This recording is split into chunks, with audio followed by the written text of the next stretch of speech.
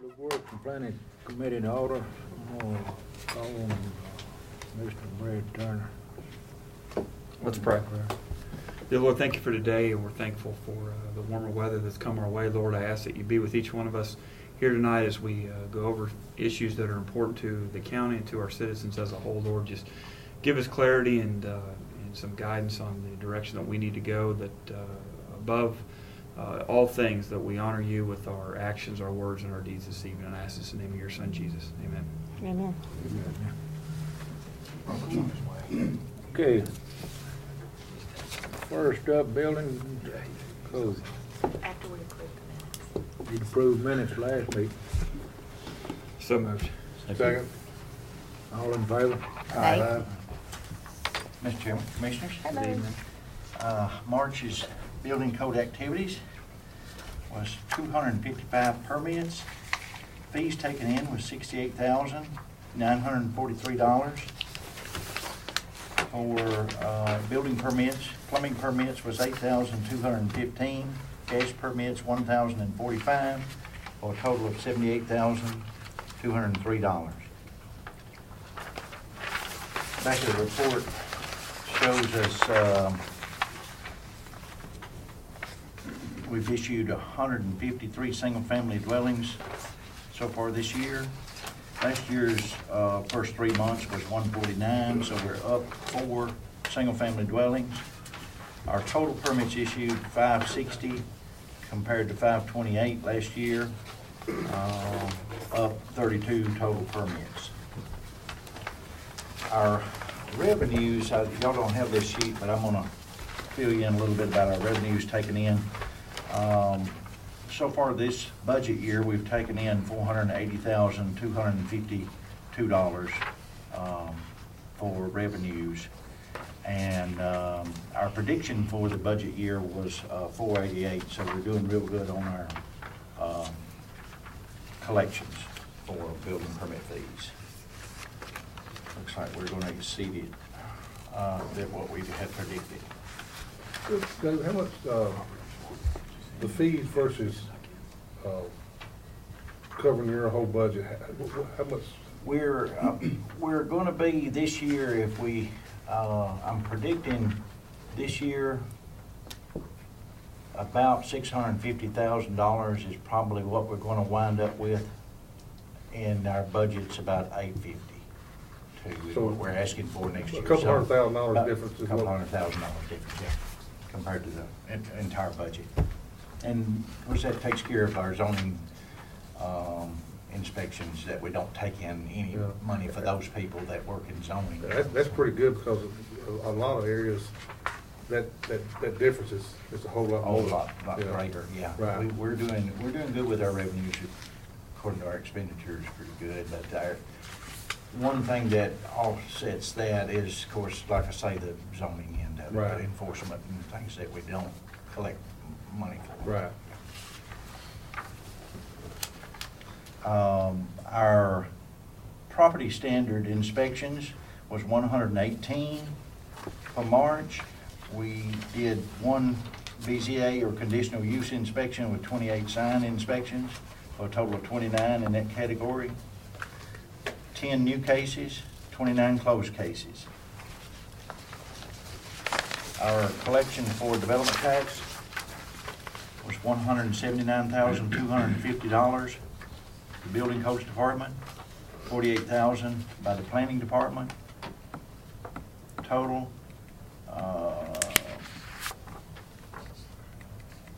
for March, $227,250. Cumulative total to the far right, top, $2,981,250. And that's my report, Mr. Chairman. Anybody got any questions on the report? There's no question, I'll make a motion to approve the report. Motion and second. All in favor? Aye. Thank you. Planning.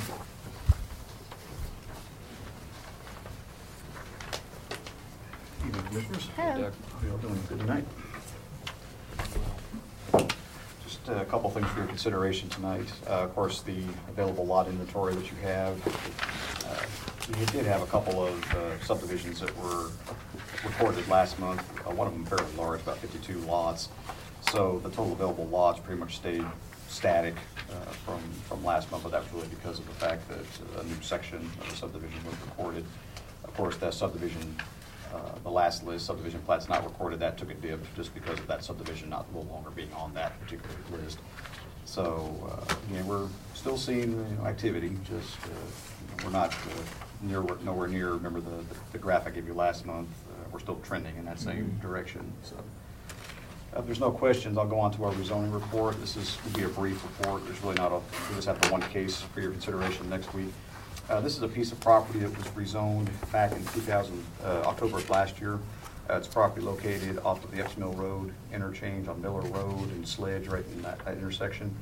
The site plan was approved by the Planning and Engineering Department at their January 27th meeting for a mulch facility. The property was rezoned, again, EAC, Employment and Activity Center, back last year.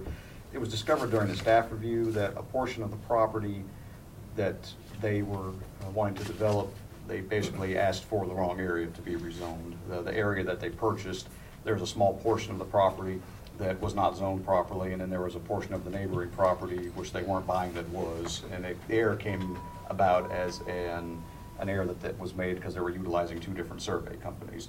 So at the Planning Commission meeting, they asked the applicant to go ahead and rectify that situation, and that's what they're doing here. They're asking for a portion of the property that they did purchase to be zoned properly to the EAC, and then rezoning a portion of the neighboring property back to RA.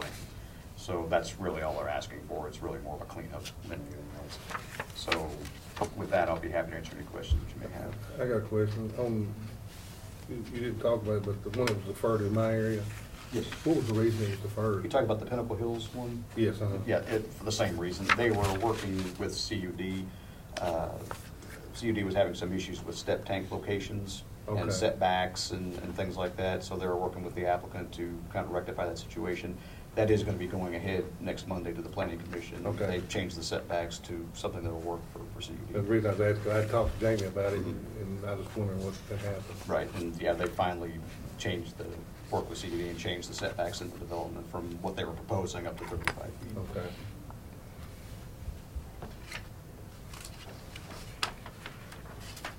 That it, do. Yes, sir. Somebody got any questions? Not, Not about the report, I got a question. oh, yeah.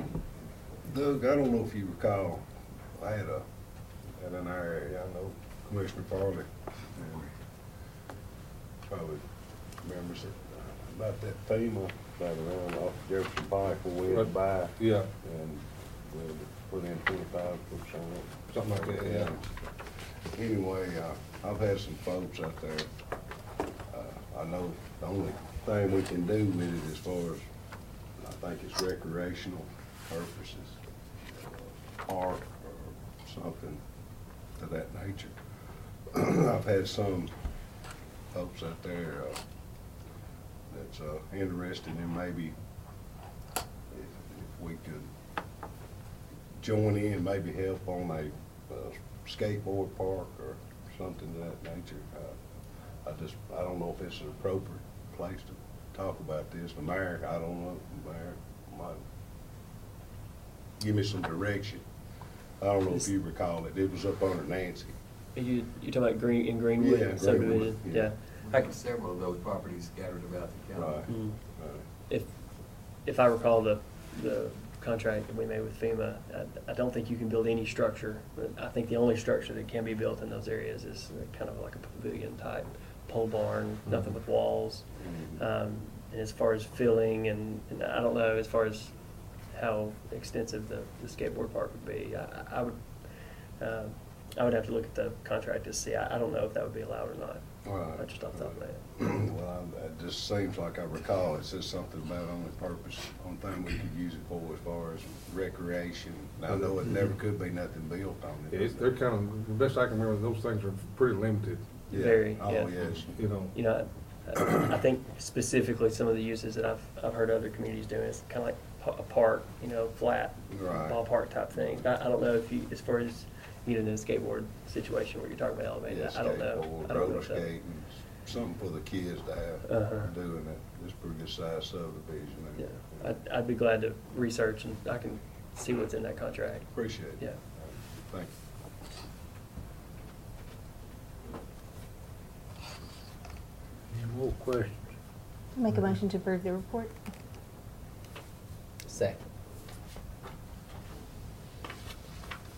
Motion made and second to approve the report. All in favor? Aye.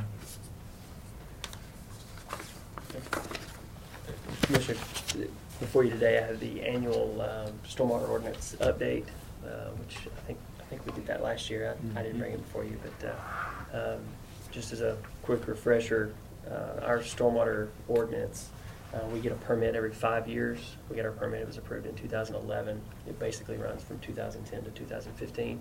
We're in the fourth milestone of that permit. When we originally did the permit, we had to sign up for milestones and different things came on board yearly. Here we are in the fourth year, and it's kind of the big one of our permit, which is infiltration, which we've talked about for some time now. But with our fourth year, we have to basically infiltrate the first 1 inch of rainfall for every new development site in the county. So that means that first 1 inch, and it specifically says first inch of every rainfall must infiltrate, evapotranspire, harvest, and or use the first 1 inch. And so there's some engineering difficulty with that. There's also some maintenance difficulty with that, but we are literally hand-tied.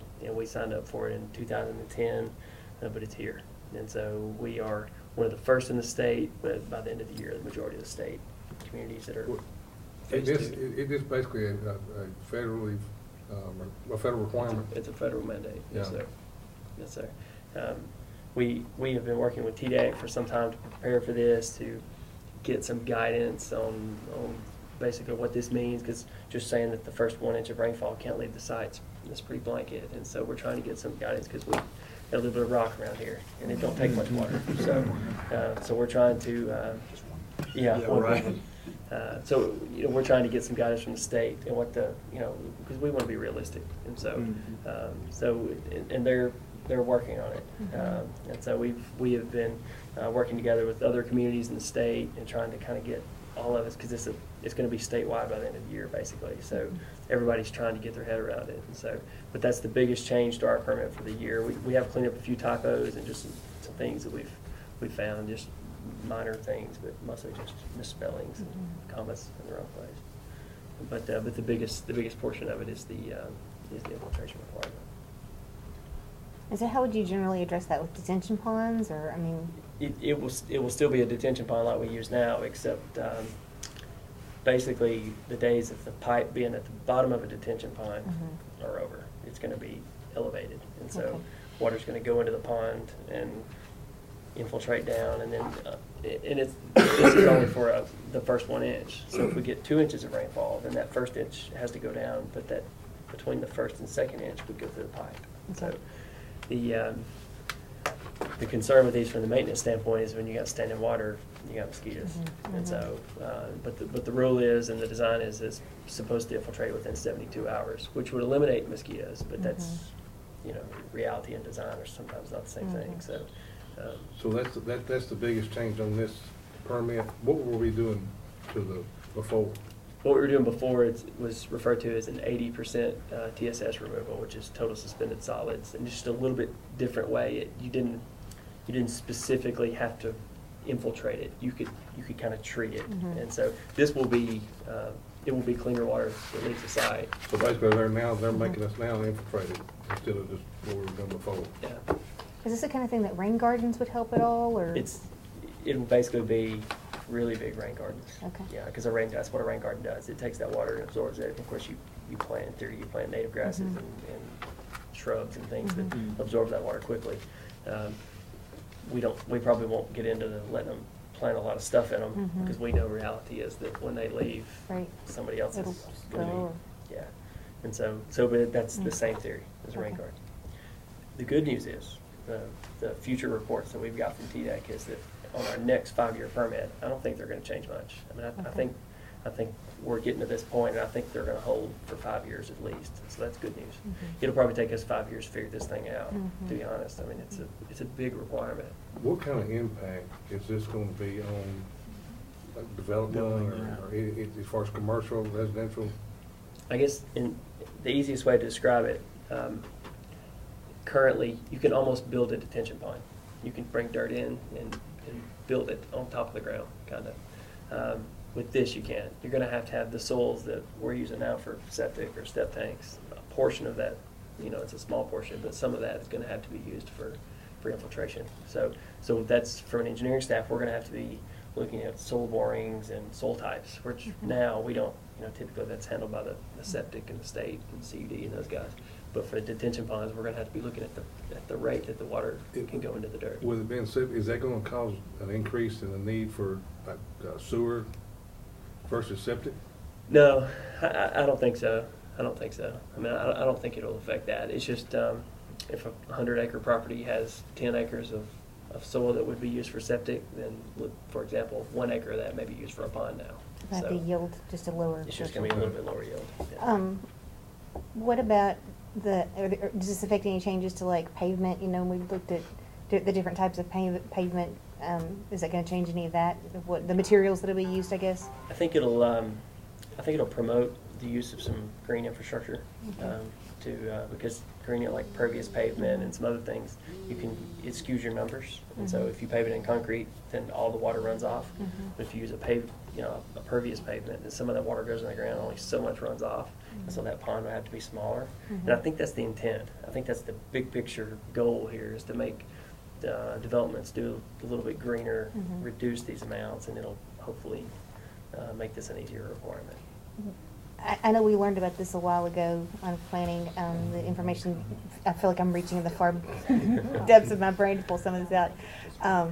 So, I mean, has the technology made advances? Have we begun using it in such a way that, we're going to be familiar with it, or is this we're just all going to start using it? It's going to be brand new. We're going to figure it out Well, right now I think we're going to figure it out. Okay. Now the hard part is it's a big state, and there's a lot of diversity between the ground in Memphis and here in Knoxville, and so and this rules all the way across the state, and so that's where we'll probably work with the guys around Clarksville, because they're somewhat similar to us, and we'll be looking at areas like that to try to talk and figure stuff out. But I mean, it's going to be a learning curve for sure. So, like the durability of that kind of pavement when somebody turns over a county road, is that going to be? Is it as durable as what we have now? Or are our maintenance costs going to go up because it requires more maintenance? At this point, we wouldn't Greg's allow. peeking his head around. Well, that's what I can feel his eyes on my head.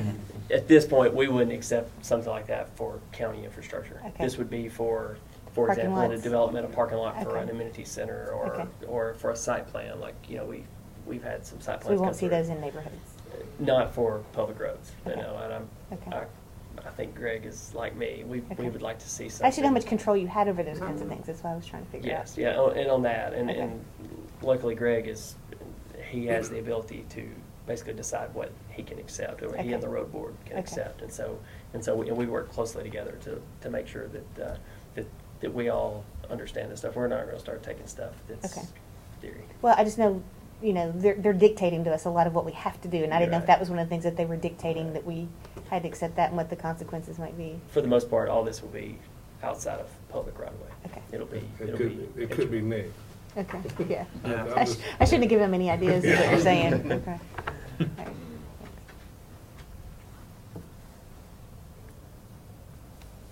Got anything else? No, sir, this will have to go to the full commission. So I didn't need this. We just need to send it to the full commission. I make a motion to approve as presented. Second. Motion made and second. All in favor? Aye. Thank you. Thank you. Thank you. Thank you. Thank you.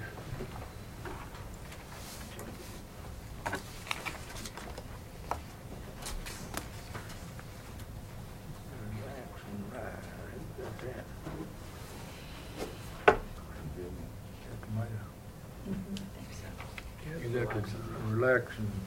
Yes, Right. it's on your iPad, and this is our annual agreement that we have.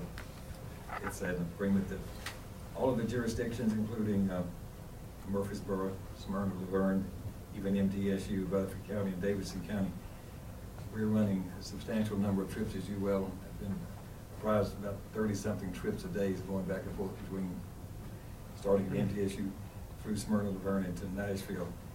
So $37,190 is the amount of money for the next budget year, which is about $4,000 more than this current year. So we've increased the number of trips even this year, so this is a much needed service, as you're well aware if you travel to Nashville in the mornings and afternoons at all. So this is our part of participation and sharing in the cost of these with our other jurisdictions in the county. I can tell speak for experience, I know Commissioner Turner can too. We see these quite often on I-24, and it is a needed service, and I'll make the motion to approve it, Mr. Chairman. Second. Motion made, second. Anybody got any questions on it? All in favor? Aye. And this goes on the budget. Hold on yes. the budget. then.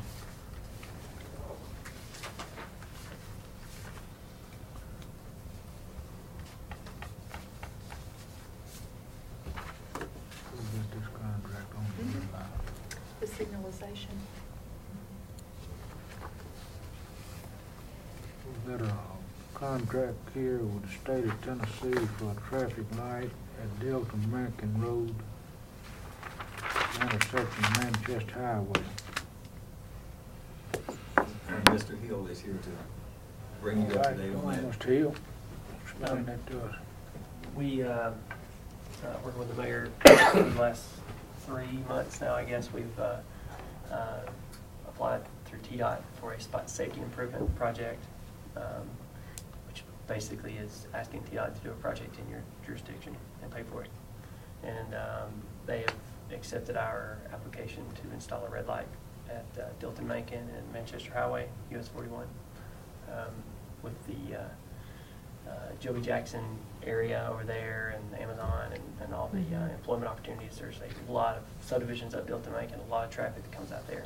And so this contract is the first phase of that. Is basically asking Rutherford County to agree to eventually take on the maintenance for the power cost, energy cost, and the maintenance of the upkeep of the red lights like we do in Walter Hill, at the racetrack. We have a few different ones around the county, Compton Road. And so this would fall under that also. What is the annual cost for something like that? I don't see any costs associated on this.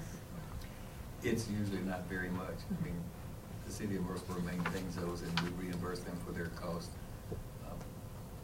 If a light goes out, I mean, or something happens, but it's nominal Minimal. dollars. It's in the small numbers of thousands of dollars a year. We've got several of these scattered about the county.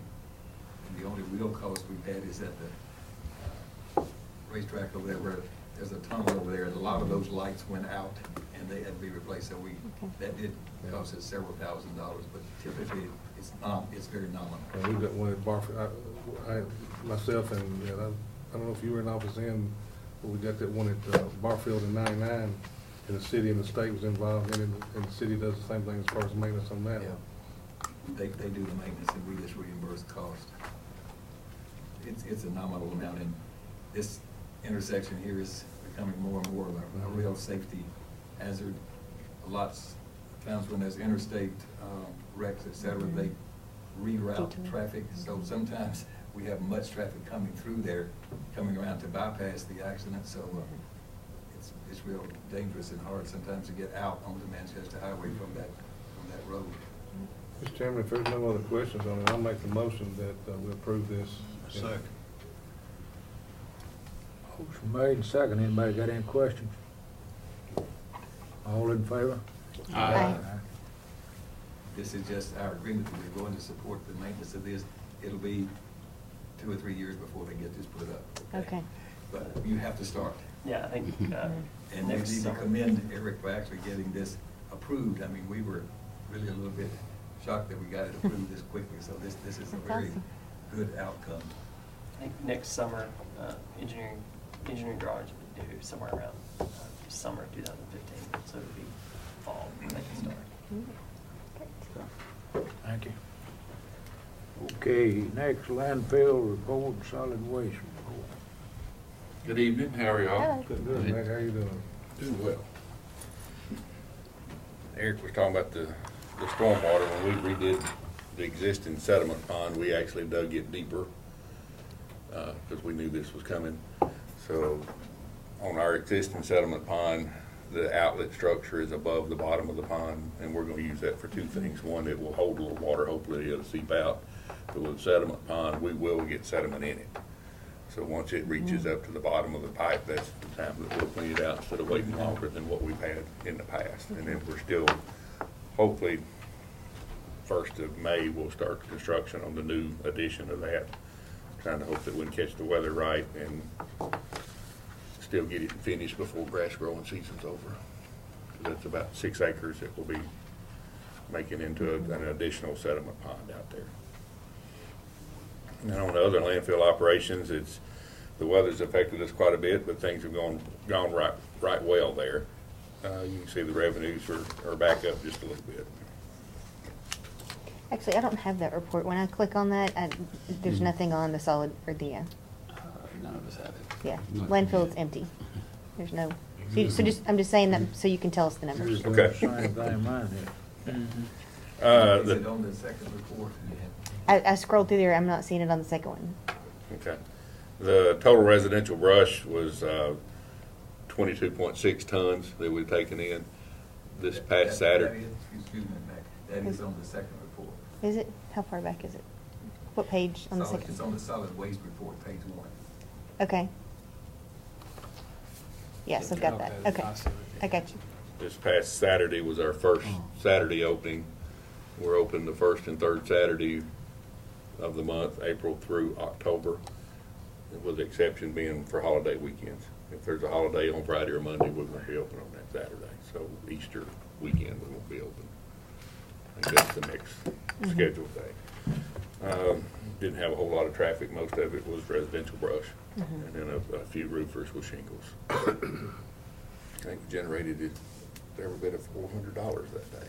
On the shingles, how are you handling those? We're still continuing to divert that to ground up recycling. Okay. So if you have not been out there and you've not gotten the word, we'll take your load. If you've been out there before, you already know. Okay. Some of the resistance that we're getting is they want just the shingles. So if you're tearing off a house and you've got a little bit of decking or a little bit of wood product or their paper that the shingles are wrapped in the packaging, you'll have to separate that from your load and put that in a different location, and a lot of the roofers are resisting that. Yeah. Right now, our price structure is the same. You know, they charge $30 a ton, we charge $30 a ton. To make that go completely through, you know, we've already discussed, I think Commissioner Black was right, that we can't just say we can't take any shingles whatsoever. You know, there's going to be always an exception to the rule. We may want to look at a different pricing structure to make us a little less appealing on that, or put a container out there to where if you bring the shingles in, you've got to put them in our container and then we haul it over there. You know, one of those type things to make it go a little bit further. But so far, it's going okay. It's just, you know, everybody's change is different. I like the fee structure idea because the money motivates. Right. So I like that. And that creates less work for you, I would think. Well, it would. Shingles is quite a bit, and then the tracks on the dozer, you know, the shingle is abrasive. So it really wears the pads down on the dozer really quickly because you're on top of it trying to get it packed in and laying down really smooth, and it's really rough on the equipment when you do that. But other than that, it's going quite well. They're accepting some shingles. They've got a pretty nice location if you haven't been over there to look. It's not hard to get into. Now, if you're coming out of it and going to turn north, that may be a little bit more of an issue depending on the time of day, you know, because you're right there on Broad Street. You know, there's 2 or 3 cars travel from here towards Smyrna every day. So. How about the tire issue? The tire issue, we're continuing to study that. The grant will go away June the 30th. What's that number again? The cost of the grant that's what going on? What we budgeted was we added $100,000 in that line item in the budget that we presented last month to help cover the cost of the non-grant eligible tires. there was a section in the existing grant for non-grant eligible tires that you could pay for those. And we use that to the limit every year. So with our tire collection at the 3 convenience centers, and then what we pick up on the side of the road, you know, through our litter crew, the highway department, when they're out working, they pick up tires as well. So we wind up getting tires that way that's not grant eligible. So if we don't change anything and we don't put in a fee structure, then hopefully we've got enough money in there to cover the cost. The downside to that is if I've got tires to get rid of and none of the rest of you do, then the rest of you are having to be paid to get rid of my tires.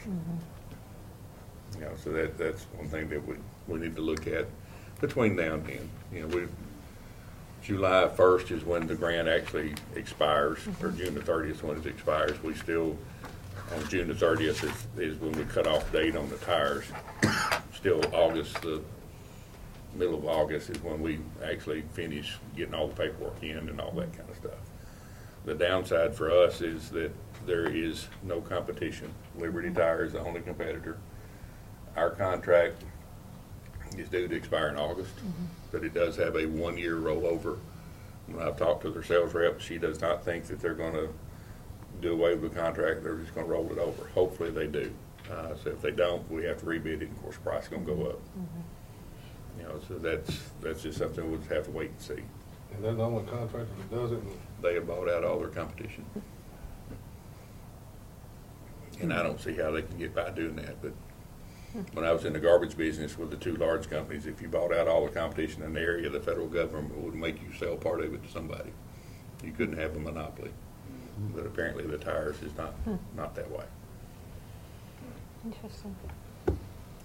But, you know, we talked about it a little bit, the way we accept tires, we really don't have much other way to get around it. Is if you come out there every day with 4 tires and a black Nissan truck with regular tags on it and no markings and no uniform, we don't have any choice but to take your tires. Even though we've got real good suspicion that you're probably a businessman, we can't prove it, so we don't have any choice but to accept them. And so that does happen to us, probably more often than we'd care to think. We have talked about the mayor and I talked about the possibility of putting somebody at Weekly Lane to get your name and address and see how often you come back. Well, if we start checking that way, they may come back less often, but when we stop checking, they'll probably be right back. Or just dump the tires on the side of the road and say somebody else get them. One thing that I would like for us to try to do, and I haven't talked to anybody to see if it's possible, we've got a lot of tire vendors in the county. So what I'd like to do is try to structure a deal with all the tire vendors that they would accept those tires and charge whatever the fee they need to, because they have to pay to get rid of theirs too. And then everybody's got a place to go. There's really no reason for putting them on the side of the road unless you just absolutely aren't going to pay your way. And then we've got a small percentage of people that will be that way. But You know, you got McGriff Tire, Laverne, you got American Tire here in Murfreesboro. You know, those are the 2 biggest that I can think of. Firestone. there's a lot of different vendors If I- now. You know, if I was in the tire business, I'm not sure I'd want to do that. You know, so all we could do is kind of poll them and ask them and see what they want to do. If they say no, we really can't make them do that, and I don't think we'd want to make them do Well, that. they would probably wind up having to hire somebody. That's gonna be an additional cost on that business, to hire somebody to just take care of that. I doubt if they gonna want to fool with it. No. And then see, the other thing that you would put on them is, hopefully they don't have people dropping tires off when they're closed.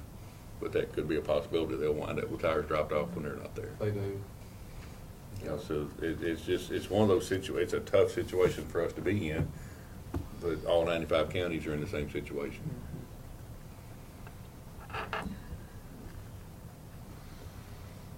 But Mac, everything is going good at the landfill, no, I mean, we ain't got no reports on there or nothing.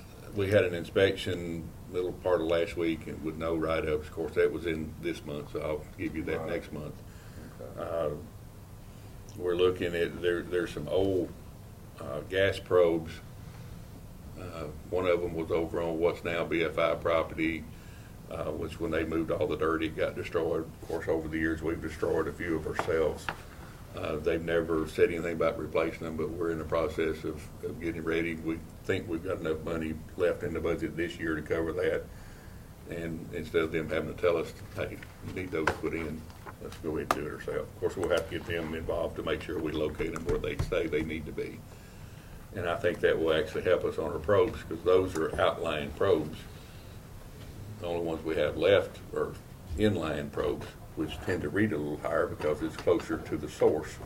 So the further you get out, you know, it should filter out and be a little bit less, so that should help our numbers too. So I think it's a win situation for all of us. Of course, that's, you know, we drilled a new groundwater monitoring well. It'd be a similar process, just on a smaller scale. It's a 1-inch pipe instead of a 2-inch pipe, and doesn't go into bedrock, which I told them when they told me that, I said, I don't know where we're gonna put one out there then, if we don't, if we're not gonna get to hit rock anywhere. So. But that's something that we're trying to do proactively instead of, because we think it needs to be done.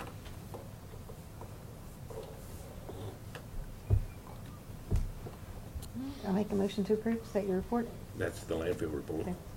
You know, going on the convenience? We're gonna do Yeah, it let's together? just do convenience center and all of them together. Okay. The convenience center activity, of course, is weather related. You know, on those real cold, nasty days, we weren't very busy. When it was nice and pretty, we are very busy, and that's just the tradition for us. We just made it through spring break. We had 12 drivers on the street, you know, a lot through the week, thinking we probably had too much, and it worked out being just right. We stayed on top of it all week long. The only thing we can figure out is people clean out their garages and things like that. When we started this week, yesterday morning, we had 145 loads sitting in the convenience centers and 36 loads sitting on the hill yard, which that means there was 36 loads picked up out of the center Saturday afternoon and all day Sunday just to keep them running. That'll take us 3 days if we don't generate another load, which we do. Take us 3 days just to get all that stuff off. So that's, you know, we're growing community, you know, so it's going to just get larger and larger. So at some point, we're going to have to look at either hiring more people, putting on another truck or two, changing the way we operate, something. You know, with the landfill closing in the future, we need to look at how we're going to deal with that, what we're going to do with the trash at that point, and how we're going to get it paid for. I think that's future discussions. We possibly look at pay as you throw. To where if you're going to throw stuff away in the convenience center, you get charged. That way, if you don't use the convenience center, you're not paying for it. Now, the structure on that's a lot to be determined, and try to keep from collecting money. And to not collect money, you may look at a special Rutherford County solid waste trash bag, and that's the only bag we take. And that way, when you purchase that bag, you've already paid for the disposal of that. Something to that effect. I'm not sure how. There's very few places in the state that does it. I think there's 1 or 2 counties in the state of Tennessee that actually does that. But they're very small counties. And they've not had any trouble with littering, people not wanting to comply? We have trouble with littering continually. You know, our litter grant budget, it was the first one y'all passed, was roughly $140,000. And it's got 3 employees in it, and that's, you know, that's our education and what we spend to pick up litter on the side of the road. It's something that you're always going to have. You know, we just hope we can get it less. You know, some of the convenience centers, when we're closed, they'll throw stuff over the fence or pile it outside. And it's just, you know, the only way you're actually going to stop it is put monitoring systems at every one of them. And I'm not sure the expense to do all that is worth, you know, the headache that you'd have with it. You know, we've got a big push on recycle. Y'all actually helped us, and y'all intended to help us. We met with the county schools, and I never thought about it in the way that they thought about it. The county schools are very competitive in sports and in grades. They've never been challenged to be competitive in recycling. So when we did what we in the industry call a waste audit, if we were going to save you money on your trash bill, we'd come in and look and see what you're throwing away, and then give you recommendations of how we could deal with that. We can recycle this and get some revenue back from it, and hopefully save your money and get your business. Well, we're in a different situation, but we did roughly the same thing with the intent of letting them know how much they're recycling and how much we think they're missing, they're still getting into the trash. And we sent that out, or the school board sent that out. We got several phone calls from schools. You know, what do we need to do? You know, we don't want to be, you know, the lowest one on the total call. And what they did, and I agreed with what they did, they sent it out and gave you your number.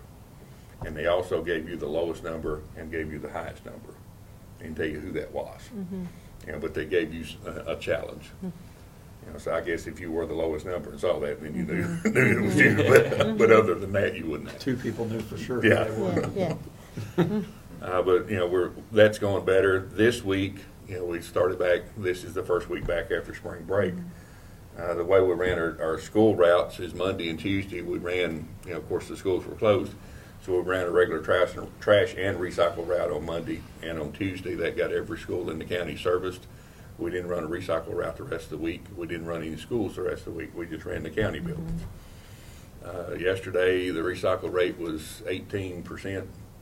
Today it was 15%. You know, so of course we got a little rain in there. So the rain always changes the weights on it. So hopefully they're already getting on board with it.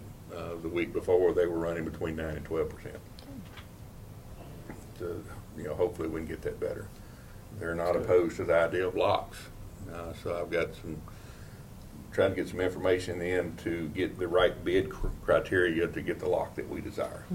There's a company that makes the one that I want, but we can't bid that company. So we've got to get the proper description, because there's other competitors that got something similar enough that would work, so we can put that out for bid. And we'll be, I think the price, if we bought it from this company today, would be almost $12,000 just to buy the materials, and then we'd have to do the labor to put them on. So we're going to be But close to. that would do the whole school system then? It would be the city and the county schools. Okay. And it would also be all the county buildings. Every container that we service would have a lock on it. So when the general public's riding around on Right. They can't middle of the just- night, it's locked. Yeah. You know, so we're hoping that will help. So we're trying to come up with things like that help. You know, the educational push, you know, trying to make the awareness. You know, you don't want to be the little Chicken Little running around at the sky is falling.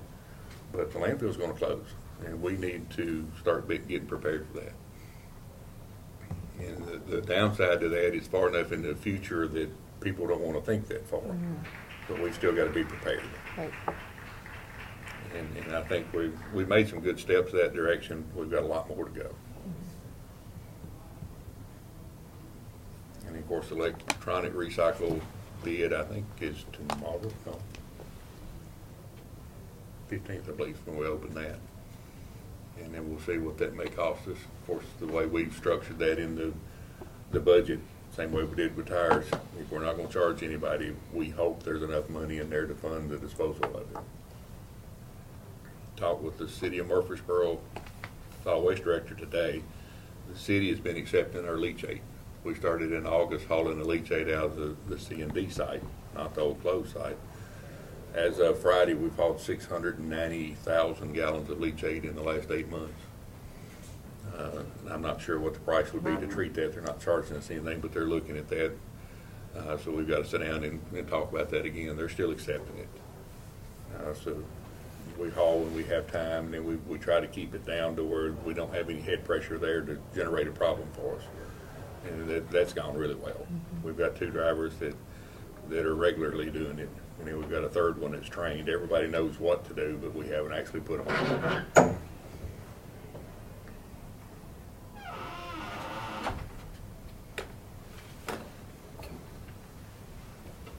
Ed Mack? Is that it? Yes, sir, that's all I had. Unless you have any other questions, I'll be glad to try to answer them.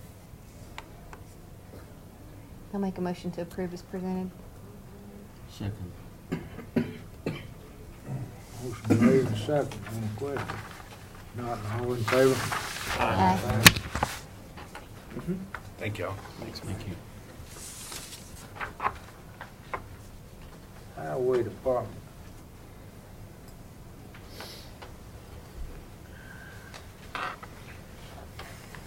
Mr. Chairman?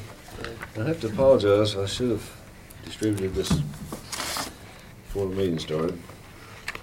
probably would have been less disruptive. However, I didn't.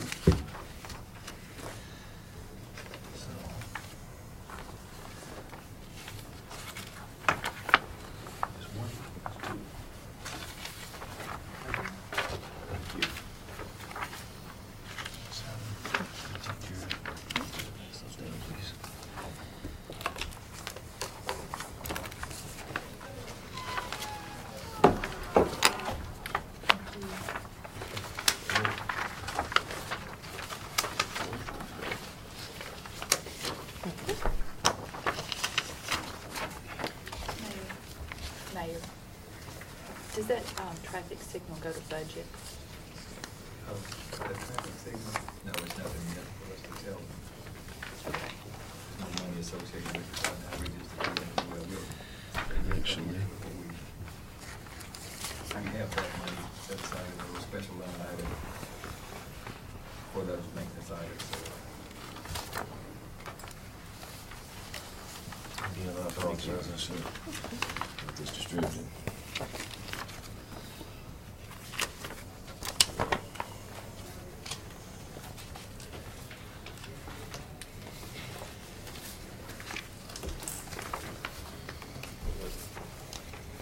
It's all the same thing. What's that now? It's all the same. Just one big packet. I thought it was extra. I was gonna give him it. No, it's all right. Yes. Okay. So, show me what I'm saying. The thing here, I thought there was more to it. No. It's all the same thing. He thought it was Okay. this, him extra. Okay. Yep.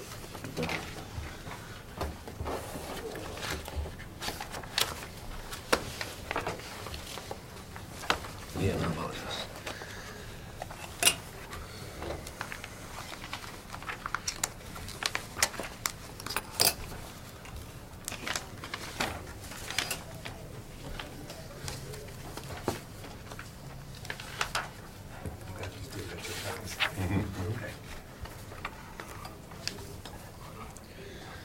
You want to do your drainage easement first, Greg?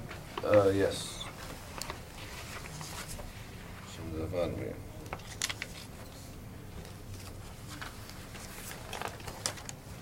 I guess I got the copy of mine.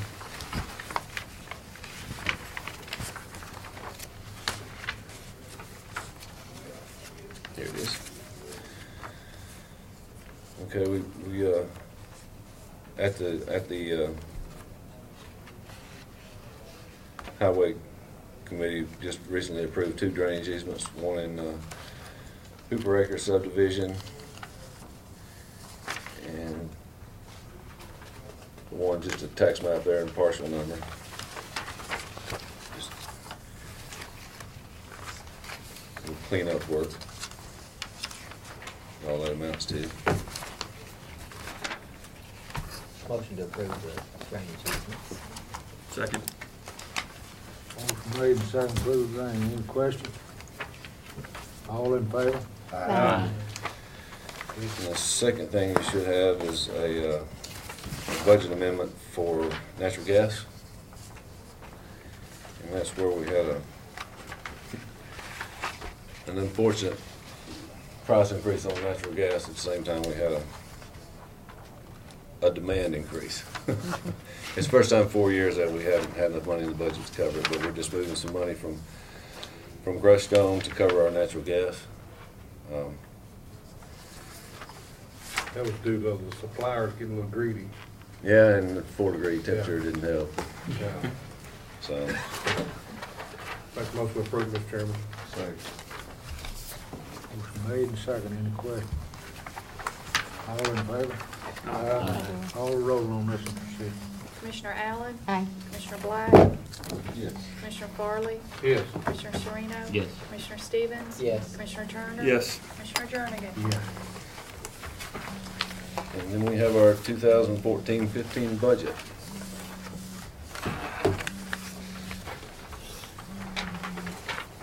For your review. And again, we're Personally, I feel very good about this budget. Our largest increase is in our insurance. Other than that, there's not been a lot of changes. How were the benefits able to decrease? Actually, I think that reflects the amount that we pay in, going from 12% to 11 something. It's about a 1.1% decrease in what we pay in. Okay. We had, in all the public safety budgets, that was the same way in each one of their budgets as well. The retirement percentage had dropped just a little bit. Gotcha. Almost a percentage point. So, I don't remember the numbers. yeah.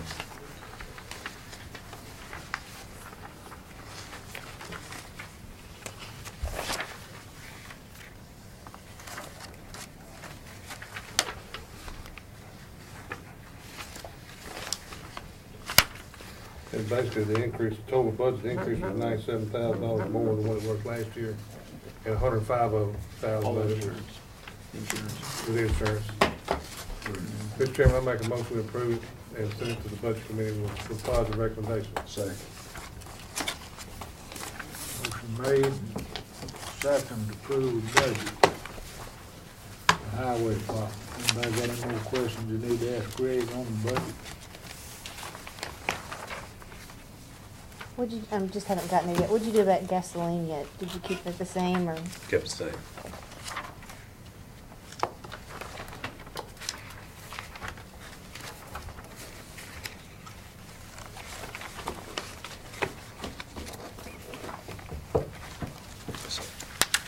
That's on page 3, Ms. Allen. Okay. I'm just scanning the rest of it to see. Every big number is always employee insurance. Whenever I get to one, that's what it is every time, so. Right. Okay.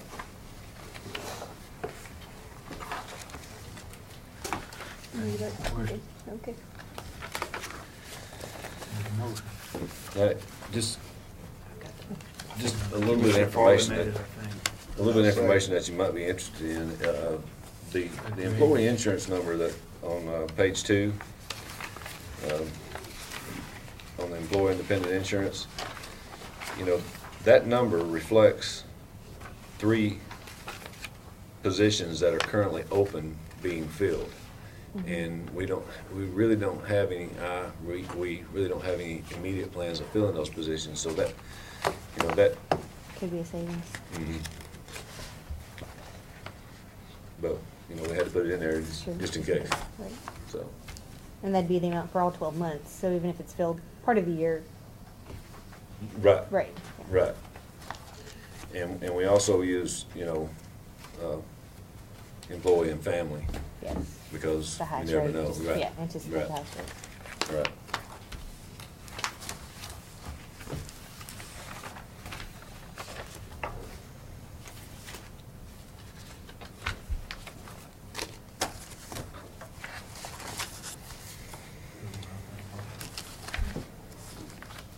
We've got a motion.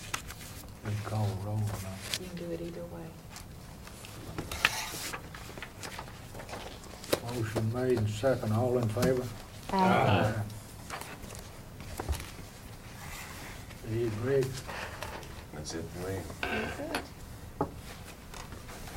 anyone on the committee got any other business to bring forward? Not a move adjourned.